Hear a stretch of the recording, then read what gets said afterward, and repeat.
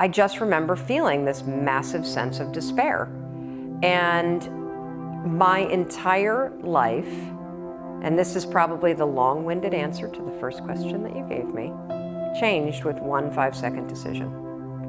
And now what my job is I teach people around the world the power and the science behind making 5-second decisions. And if you are paying attention, you will start to notice that there's a 5-second window for all of us.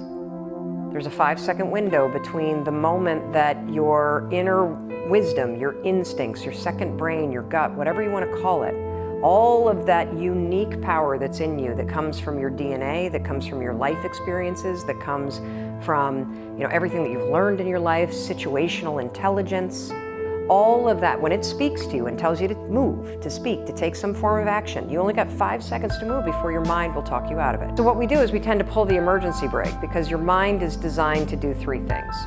Your mind, by design, does just 3 things. It basically regulates your body to keep you alive. It also, when you're sleeping, half of your mind shuts down and the other half catalogs everything that happened to you today so you can have memories. And the third thing that your mind does is it protects your ass.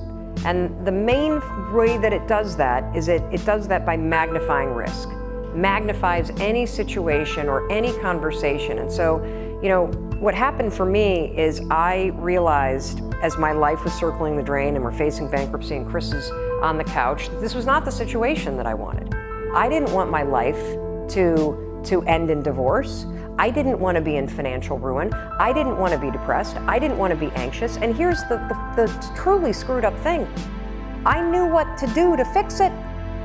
See, this is the trap that most of us are in.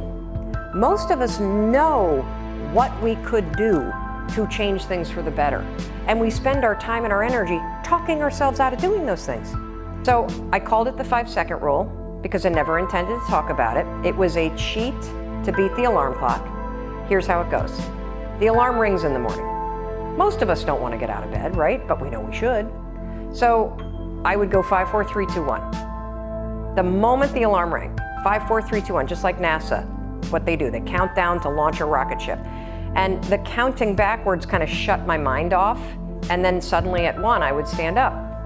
And I would use this every single morning to get out of bed. And 9 years later, I still use it every single morning to get out of bed. I think some behavior you can learn and automate. Other stuff that you don't like doing, you're gonna always have to push yourself. That's just how it is. And I noticed 2 things as I started to use it.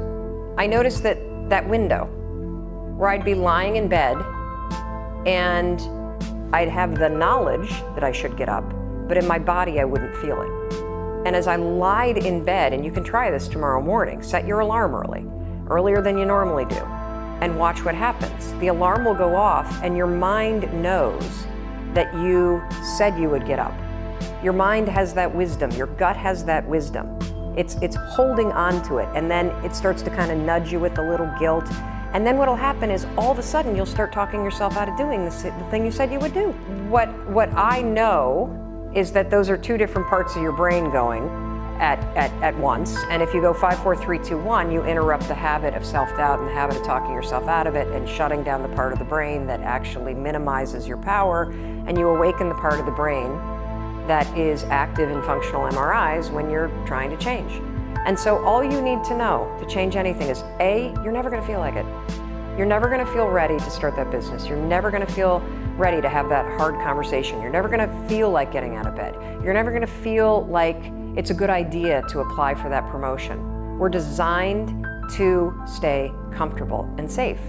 So if you know that you're A, never gonna feel like it, and B, that no one's coming, it's up to you.